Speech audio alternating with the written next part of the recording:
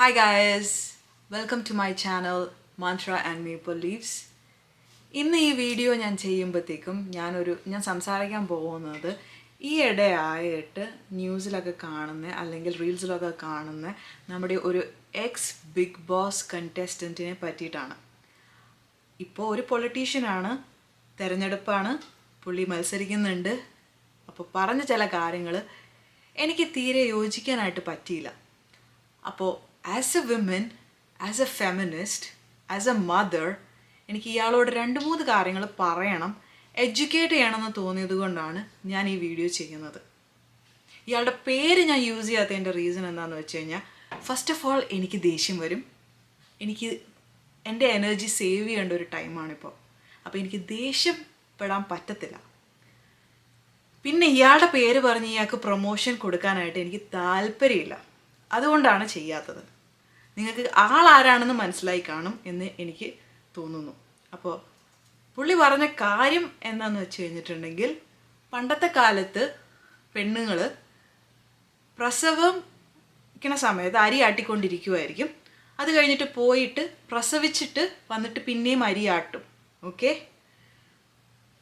ഇത്ര സുഖകരമായിട്ടുള്ളൊരു കാര്യത്തെയാണ് ഇപ്പോഴത്തെ പെണ്ണുങ്ങൾ ഭയങ്കര പ്രശ്നമാക്കി മാറ്റിയതും, അതുപോലെ തന്നെ ഹോസ്പിറ്റൽസ് പൈസ ഉണ്ടാക്കാൻ വേണ്ടിയിട്ടാണ് ഇതൊരു പ്രോബ്ലമാക്കി മാറ്റിയതും എന്നാണ് ഇദ്ദേഹം പറഞ്ഞത്. My problem with the whole statement is that it is a man's opinion on women's body and women's health.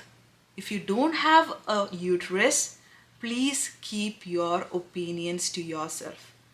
പണ്ടത്തെ കാലത്തെ ആണുങ്ങൾ ഇരുന്ന് തീരുമാനിച്ച കാര്യങ്ങൾ കാരണമാണ് പെണ്ണുങ്ങൾ എങ്ങനെ ഉടുപ്പിടണം, പെണ്ണുങ്ങൾ എന്ത് ജോലി ചെയ്യണം, പെണ്ണുങ്ങൾ എങ്ങനെ നടക്കണം, സ്ത്രീത്വം എന്ന് പറഞ്ഞാൽ എന്താണ് എന്നൊക്കെ എഴുതി വെച്ചത്. അതൊക്കെ ബ്രേക്ക് ചെയ്ത്, ആ ബാരിയേഴ്സ് ബ്രേക്ക് ചെയ്ത് കഷ്ടപ്പെട്ട് പെണ്ണുങ്ങൾ ഫ്രണ്ടിൽ വരുമ്പോഴത്തേക്കും ഇതുപോലത്തെ ആളുകൾ വന്ന് പറയുന്ന ഓരോ കാര്യങ്ങൾ കേൾക്കുമ്പോഴത്തേക്കും സത്യം പറഞ്ഞു കഴിഞ്ഞിട്ടുണ്ടെങ്കിൽ ബ്ലഡ് ബോയിൽ ചെയ്യുന്ന ദേഷ്യമാണ് വരുന്നത്. 1950s മുതൽ 1960s വരെ 3 ഫേസസ് ആയിട്ടാണ് പെണ്ണുങ്ങൾ ഫെമിനിസ്റ്റ് മൂവ്മെൻറ്റ് നടത്തിയത്. അതിൻ്റെ റീസൺ എന്താണെന്നറിയാമോ? പെൺകുട്ടികൾക്ക് ജോലി കിട്ടിക്കഴിഞ്ഞ് കഴിഞ്ഞിട്ടുണ്ടെങ്കിൽ അവർ കല്യാണം കഴിച്ചിട്ടുണ്ടെങ്കിൽ അവരെ റിസൈൻ ചെയ്യിപ്പിക്കുമായിരുന്നു. അതുപോലെ തന്നെ പ്രഗ്നൻ്റ് ആയി കഴിഞ്ഞിട്ടുണ്ടെങ്കിൽ സ്ത്രീകളെ ജോലിയിൽ നിന്ന് ഫയർ ചെയ്യുമായിരുന്നു. വിമന് വോട്ടിംഗ് റൈറ്റ്സ് ഇല്ലായിരുന്നു. അതുപോലെ തന്നെ ഡൊമസ്റ്റിക് അബ്യൂസ്, മാരിറ്റൽ റേപ്പ് അതൊന്നും ഒരു പ്രശ്നമേ അല്ലായിരുന്നു. ഒരു ഡെബിറ്റ് കാർഡോ ഒരു മോർഗേജോ ഒരു ക്രെഡിറ്റ് കാർഡ് പോലും വിമന് ഹസ്ബൻഡ് കോസൈൻ ചെയ്യാണ്ട് കിട്ടില്ലായിരുന്നു. അതുപോലെ തന്നെ women were not allowed to use contraceptive pills or any contraception. അപ്പോൾ ഈ മാടുകളെ പോലെ പ്രസവിച്ചുകൊണ്ടിരിക്കണമായിരുന്നു. ഇതിൻ്റെയൊക്കെ എഗെയിൻസ്റ്റ് 3 ഫേസസ് ആയിട്ട് വിമൻ വന്ന് കഷ്ടപ്പെട്ട് പ്രൊട്ടസ്റ്റ് ചെയ്ത് ഉണ്ടാക്കിയെടുത്ത റൈറ്റ്സ് ഇതുപോലത്തെ ആൾക്കാർ വന്നിരുന്ന് ഇങ്ങനത്തെ മണ്ടത്തരം വിളിച്ചു പറയുമ്പോഴത്തേക്കും ഏത് പെണ്ണുങ്ങൾക്കാണെങ്കിലും കുറച്ചെങ്കിലും സ്വാഭിമാനവും കുറച്ചെങ്കിലും സ്വന്തം പെണ്ണാണെന്നുള്ള രീതിയിലുള്ളൊരു അഭിമാനമുള്ള ഒരു പെണ്ണുങ്ങൾക്ക് സഹിക്കാനായിട്ട് പറ്റത്തില്ല. ആണുങ്ങളുടെ അടിമയായിട്ട് കിടക്കുന്ന പെണ്ണുങ്ങൾക്ക് ഒരു പ്രശ്നം ഉണ്ടാവില്ല. അവർ അണ്ണം പറയുന്നത് ശരിയാണെന്നേ പറയത്തുള്ളൂ, അല്ലേ? പക്ഷേ എനിക്ക് it's not acceptable. And I know that there are so many women out there who might think that this is problematic. ഈ അണ്ണന് 2 പെൺകുട്ടികളാണുള്ളത്. ഇവർക്ക് പീരീഡ്സ് ആയോ മെൻസ്ട്രേഷൻ വന്നോ എന്നൊന്നും എനിക്കറിയത്തില്ല. ആ ഒരു പ്രായത്തിനോട് അടുക്കുന്ന കുട്ടികളാണ്. അപ്പോൾ ഇവർക്ക് മെൻസ്ട്രേഷൻ വന്നു കഴിയുമ്പോഴത്തേക്കും ക്രാംസ് വരുമ്പോഴത്തേക്കും ഇയാൾ എന്താണ് ആ കുട്ടികളോട് പറയാൻ പോകുന്നത്? പോയി അരി ഇടിക്കാനോ? No, seriously I have a question. എനിക്ക് ആസ് എ ഫാദർ ഒരു നല്ല ഒരു അച്ഛനെ അല്ല കിട്ടിയത്. അതുപോലെ തന്നെ മക്കളെ, I feel sorry for you that you have that. I'm really sorry, okay? പക്ഷേ I hope you guys get educated and you understand that this man is saying stupid things. Later on ചെന്ന് അച്ഛനെ educate ചെയ്യുക that this is not right. Tell him what exactly menstruation is, what is pregnancy. കാരണം ഭാര്യ പറഞ്ഞു കൊടുത്തിട്ട് പുള്ളിക്ക് ഏതായാലും മനസ്സിലാവുള്ള അണ്ണന് തലയ്ക്കകത്ത് കയറിയിട്ടില്ല. ഭാര്യ പറഞ്ഞു കൊടുക്കുന്നുണ്ടോ എന്ന് എനിക്ക് അറിയത്തില്ല. പക്ഷേ if she's gone through all this things ചിലപ്പോൾ പറഞ്ഞു കൊടുത്തിട്ടുണ്ടാകും. പക്ഷെ അണ്ണൻ്റെ തലയിൽ കയറിയിട്ടില്ല. മക്കൾ പറഞ്ഞെങ്കിലും അണ്ണൻ്റെ തലയിൽ കയറുമെന്ന് ഞാൻ പ്രതീക്ഷിക്കുന്നു. ഇപ്പം അണ്ണൻ്റെ കുട്ടികൾ കുഞ്ഞായതുകൊണ്ട് അണ്ണൻ ഇപ്പം മനസ്സിലാകാത്തതുകൊണ്ട് അണ്ണനോട് ഞാൻ പറഞ്ഞുതരാം. ഈ ക്രാമ്പിങ്ങിൻ്റെ സമയത്ത് വിമന് പല ഹോർമോൺസും റിലീസാവും. അതിലൊരു ഹോർമോൺ വിമന് ലോവർ ബാക്ക് പെയിനും ലെഗ് പെയിനും കോസ് ചെയ്യും. സിവിയർ ആയിട്ട് ആ ഹോർമോൺസ് റിലീസ് ചെയ്യുന്ന പെൺകുട്ടികളിൽ ഡൈജസ്റ്റീവ് സിസ്റ്റം ഇഷ്യൂസ് ഉണ്ടാവും. അതുകൊണ്ടാണ് ചില പെൺകുട്ടികൾക്ക് ഛർദിൽ വരുന്നത്, അതുപോലെ തന്നെ വയറിളകുന്നത്. ഇതൊക്കെ ഭയങ്കര സുഖമുള്ള അനുഭവമാണല്ലോ. കാലുവേദന എടുക്കുന്നതും എന്ത് സുഖമാണ്, നടുവേദന എടുക്കണത് എന്ത് സുഖമാണ്, വയറ്റിൽ നിന്ന് പോകുമ്പോഴത്തേക്കും ഭയങ്കര സുഖമാണ്, ഛർദിക്കുമ്പോഴും ഭയങ്കര സുഖമാണ്. ഭയങ്കര സുഖമുള്ള ഒരു അനുഭൂതിയാണെന്നാണല്ലോ ഇദ്ദേഹം പറയുന്നത്. ഈ പെണ്ണുങ്ങൾ എങ്ങനെയായിരിക്കണം എന്ന് പറഞ്ഞു നടക്കുന്ന ഈ ആണുങ്ങൾക്കാണ് ഈ പീരീഡ്സും കാര്യങ്ങളും ഉണ്ടായിരുന്നെങ്കിൽ ഇവർ 7 ദിവസം 1 മാസം വീട്ടിൽ ഒരു പണി എടുക്കാണ്ടിരുന്നേനെ. എഴുതി വെച്ചോളൂ, ഇരുന്നേനെ. പക്ഷെ അൺഫോർച്ചുനേറ്റ്ലി അതൊക്കെ പെണ്ണുങ്ങൾക്ക് മാത്രമുള്ളതാണ്. പിന്നെ ആണുങ്ങളാണ് നമ്മുടെ ബോഡീനെ പറ്റി ഡിസൈഡ് ചെയ്യാനൊക്കെ ചെയ്യണത്. കാരണം നമുക്ക് അങ്ങനത്തെ ഒരു ബെനിഫിറ്റ്സും കാര്യങ്ങളും ഇല്ല. അണ്ണൻ്റെ മക്കൾക്ക് പീരീഡ്സ് വന്നു കഴിയുമ്പോഴത്തേക്കും please give them some heating pads, rest എടുക്കാൻ പറയൂ. അതുപോലെ തന്നെ take care of them. Okay? അണ്ണൻ്റെ ഭാര്യയോട് എനിക്ക് സഹതാപമാണ് തോന്നുന്നത്. അണ്ണൻ്റെ മക്കൾ വലുതാവുമ്പോഴെങ്കിലും അണ്ണൻ ഈ മാനസികമായിട്ടുള്ള ഈ നിങ്ങളുടെ ഓരോ ചിന്താഗതികൾ മാറ്റുമെന്ന് ഞാൻ പ്രതീക്ഷിക്കുന്നു. സത്യം പറഞ്ഞു കഴിഞ്ഞിട്ടുണ്ടെങ്കിൽ ഈ കുട്ടികളെയും ഈ വൈഫിനെയും ഈ ഒരു കാര്യത്തിലേക്ക് ഇൻക്ലൂഡ് ചെയ്യണതിൽ തന്നെ എനിക്ക് സത്യം പറഞ്ഞാൽ സങ്കടമുണ്ട്. പക്ഷെ നാട്ടിലുള്ള എല്ലാ പെണ്ണുങ്ങളുടെ കാര്യം നിങ്ങൾ അന്വേഷിക്കുന്നത് കാരണം മാത്രം നിങ്ങളുടെ വീട്ടിലുള്ള 3 പെണ്ണുങ്ങളെ ഞാൻ ഇതിലേക്ക് ഇൻക്ലൂഡ് ചെയ്യണമെന്നേ ഉള്ളൂ. ഈ ഒരു വീഡിയോ ചെയ്യുമ്പോഴത്തേക്കും I have to take deep breaths and calm myself. Because അറിയാണ്ട് എൻ്റെ ബ്ലഡ് പ്രഷർ കൂടിക്കൊണ്ടിരിക്കുകയാണ് ഗൈസ്. സത്യം പറയാമല്ലോ. എൻ്റെ ഹസ്ബൻഡ് ഇപ്പം എന്നോട് പറഞ്ഞ് നീ സ്റ്റാർട്ട് ചെയ്തപ്പോഴത്തേക്കും കാമായിട്ടാണ് സ്റ്റാർട്ട് ചെയ്തത്, പക്ഷെ ഇപ്പം നീ കുറച്ച് ഒച്ചപ്പാടും ബഹളം ഉണ്ടാക്കുന്നുണ്ട്. എങ്ങനെ ദേഷ്യം വരാണ്ടിരിക്കും? ഒരു പെണ്ണാണെങ്കിൽ എങ്ങനെ ദേഷ്യം വരാണ്ടിരിക്കും? ഇനി പ്രഗ്നൻസിയുടെ കാര്യം പുള്ളി പറഞ്ഞത്, ഓക്കെ, അതും ഞാൻ ചേട്ടാ ഒന്ന് പറഞ്ഞോട്ടെ. പണ്ടത്തെ സമയത്ത് ഈ അരി ആട്ടിക്കൊണ്ടിരുന്ന അമ്മമാരിൽ എത്ര പേര് ജീവിച്ചിരിപ്പുണ്ടായിരുന്നു, എത്ര പേര് മരിച്ചിട്ടുണ്ടായിരുന്നു എന്നും കൂടെ നോക്കുക. ഓക്കെ? ആ സമയത്ത് വിമൻസ് മോർട്ടാലിറ്റി റേറ്റും ഇൻഫൻറ്റ് മോർട്ടാലിറ്റി റേറ്റും ഹയർ ആയിരുന്നു. ഇപ്പോൾ ഈ സയൻസും ഹോസ്പിറ്റൽസും വിമന് എഡ്യൂക്കേഷനും ഉള്ളത് കാരണം കുറേയൊക്കെ ഈ പ്രശ്നങ്ങൾ മാറിക്കിട്ടി.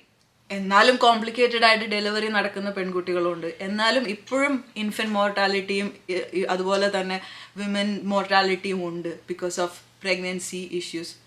ഐ അണ്ടർസ്റ്റാൻഡ്, അതൊരു ഡിസീസ് അല്ല. വിമൻ ഗെറ്റിംഗ് പ്രഗ്നൻറ്റ് അതൊരു ഡിസീസ് അല്ല. ഇറ്റ്സ് ഒരു ശരീരത്തിൻ്റെ ഒരു അവസ്ഥയാണത്. അത് ഞാൻ നിങ്ങളുടെ അടുത്ത് I'm not agreeing with you, but I'm stating the fact. ഇതൊരു അസുഖമല്ല, ഒരു ശരീരത്തിൻ്റെ അവസ്ഥയാണ്. അന്നും പറഞ്ഞ് അത് ഭയങ്കര സുഖമുള്ളൊരവസ്ഥയൊന്നും അല്ല.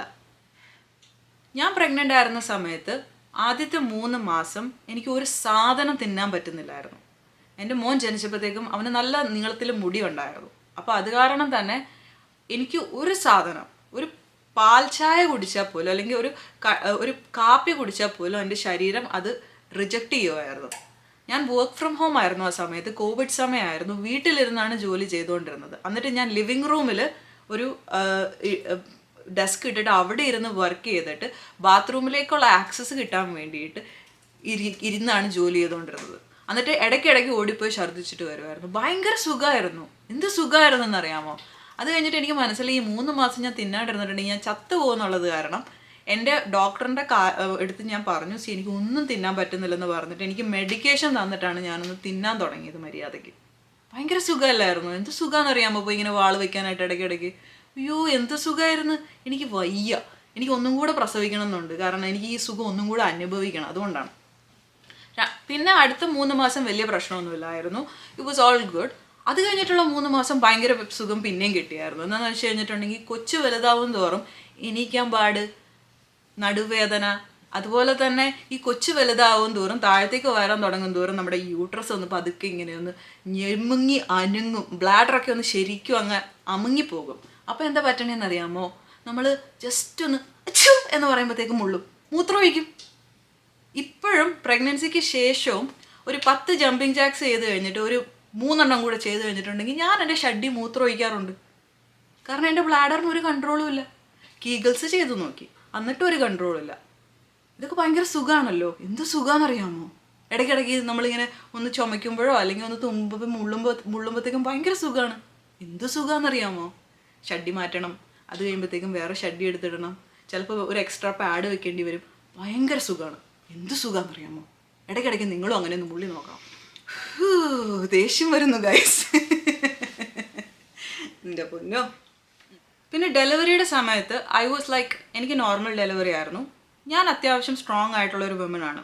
ഓക്കെ, അതുകൊണ്ട് വേദന എടുത്തിട്ട് പോലും ഞാൻ അങ്ങനെ കരിയോ പ്രശ്നമൊന്നും ഉണ്ടായിട്ടില്ല. പക്ഷെ നിങ്ങൾ ഏതെങ്കിലും വേറെ അധികം വേദന സഹിക്കാൻ പറ്റാത്തോ അല്ലെങ്കിൽ ഇഞ്ചെക്ഷൻ പേടിയോ ഉള്ള ഗേൾസോ അങ്ങനെയുള്ള ആരുടെയെങ്കിലും ഒക്കെ ഡെലിവറി വീഡിയോ എടുത്ത് നോക്കിയിട്ടുണ്ടെങ്കിൽ കാണാം അവർ കരയുന്നതും അവർക്ക് വേദന വരുമ്പോഴത്തേക്കും അവരുടെ അവസ്ഥയും കാര്യങ്ങളും.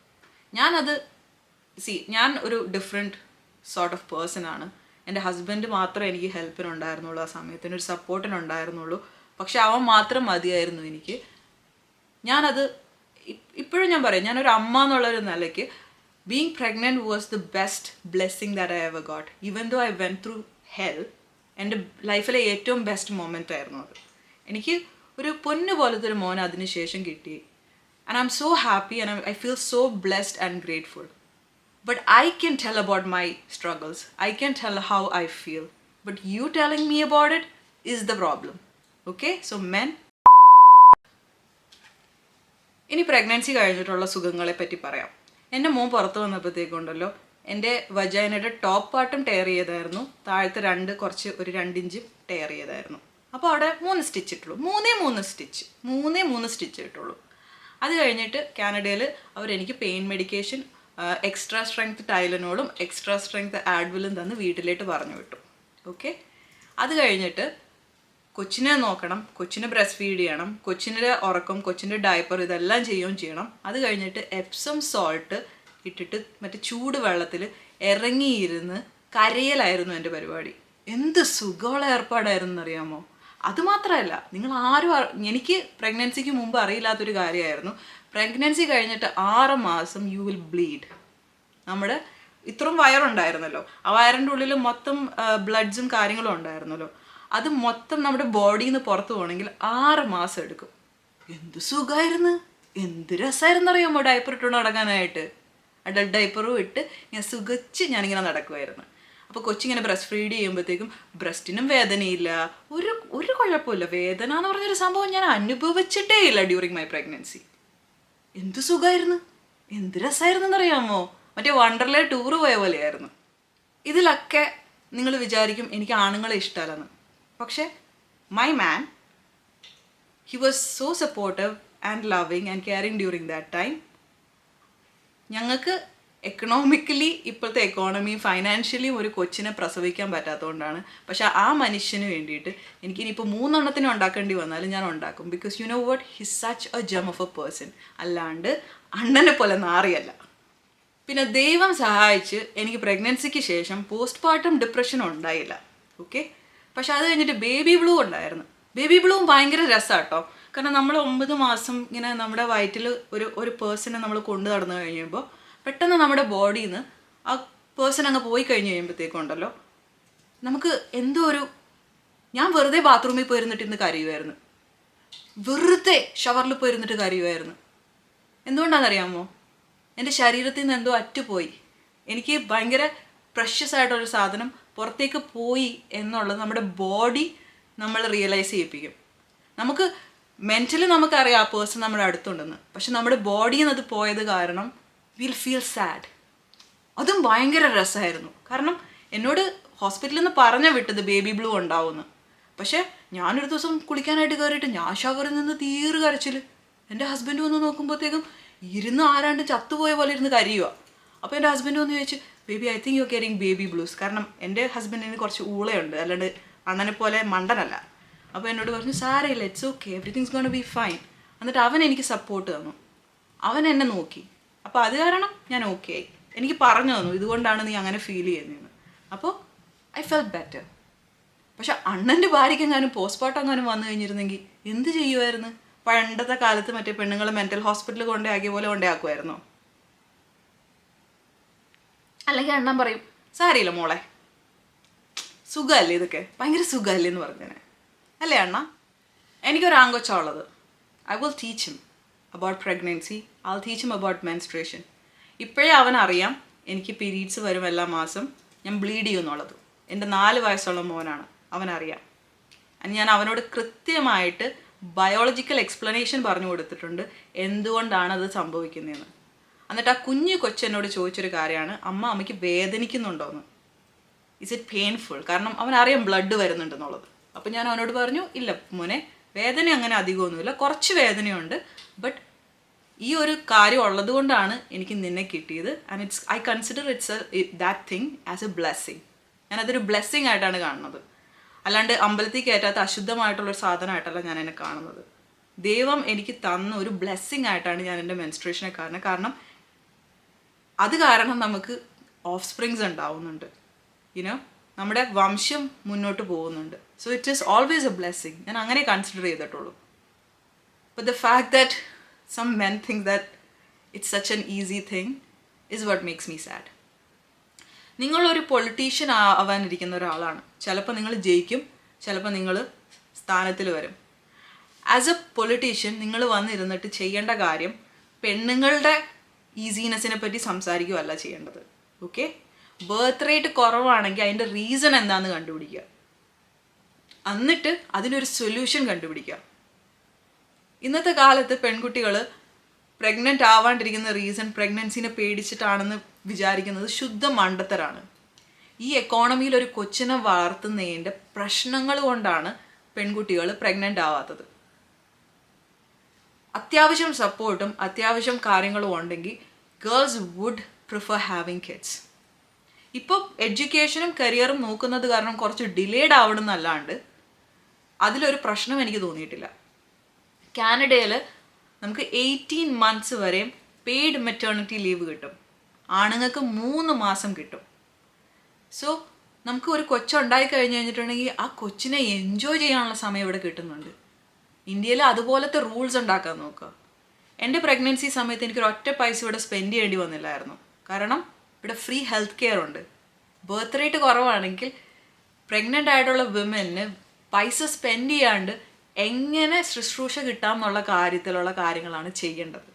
ഇതുപോലത്തെ നല്ല കാര്യങ്ങളാണ് നിങ്ങൾ ചെയ്യേണ്ടത്. അല്ലാണ്ട് റേജ് ബേറ്റ് ചെയ്യാൻ വേണ്ടിയിട്ട് പെണ്ണുങ്ങളുടെ മെക്കിട്ട് കയറാൻ വരരുത്. അണ്ണ എന്നല്ല നിങ്ങൾ വിളിക്കേണ്ടത്, അക്ഷരം മാറ്റിയൊരു കാര്യം വിളിക്കേണ്ടത്.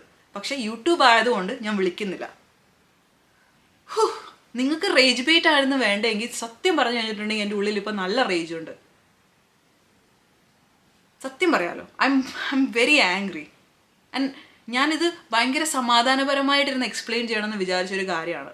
ബട്ട് ഇത് പറഞ്ഞു തുടങ്ങുമ്പോൾ തന്നെ എൻ്റെ ഉള്ളിലുള്ള മറ്റേ തീ ഉണ്ടല്ലോ, ആസ് എ വുമൻ എൻ്റെ ഉള്ളിലുള്ളൊരു തീ, എനിക്ക് മറ്റേ ലക്ഷ്മി സരസ്വതി ആ ഒരു റേജ് അല്ല വരുന്നത്, കാളിയുടെ റേജാണ് വരുന്നത് ഇങ്ങനത്തെ വൃത്തികേട് കേൾക്കുമ്പോഴത്തേക്കും. Please do better and please learn something. You're an educated man. You shouldn't be talking like this. You shouldn't be stupid like this. അത്രേ പറയാനുള്ളൂ. നന്ദി, നമസ്കാരം. ഞാൻ ഈ പറഞ്ഞാൽ നിങ്ങൾക്ക് എന്തെങ്കിലും കാര്യം തോന്നുവാണെങ്കിൽ please don't forget to subscribe to my channel. And if you think that this is a message that women should hear, please share. Okay, അത്രേ പറയാനുള്ളൂ ഗൈസ്. അല്ലാണ്ട് ഇയാൾ നന്നാവുമെന്ന് എനിക്ക് പ്രതീക്ഷയൊന്നുമില്ല. പക്ഷേ ഇത് കാണുന്ന കുറച്ചെങ്കിലും ആമ്പിള്ളേർക്ക് ഇതിനെ പറ്റിയിട്ടുള്ള ഒരു അണ്ടർസ്റ്റാൻഡിങ് ഉണ്ടാവുമെന്ന് വിചാരിച്ചിട്ടാണ് ഞാൻ ഇത്ര പച്ചയ്ക്ക് അത് എക്സ്പ്ലെയിൻ ചെയ്തത്. Okay, bye bye.